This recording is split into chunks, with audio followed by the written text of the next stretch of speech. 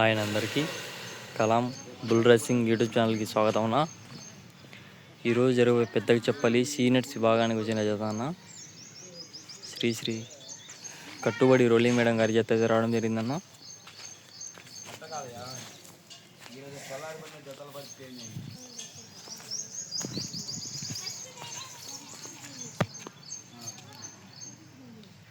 Madam గారి జత అయితే రెండు జతలు అయితే రావడం జరిగిందన్న. ఒక గిత్తకు వచ్చేసి కంబైన్ అన్న, రాయలసీమ టైర్ కంబైన్ వచ్చేసి ఎంవిఎస్ఆర్ బుల్స్ అన్న. ఈ రెండు గిత్తలు వచ్చేసి ఒక జత అన్న.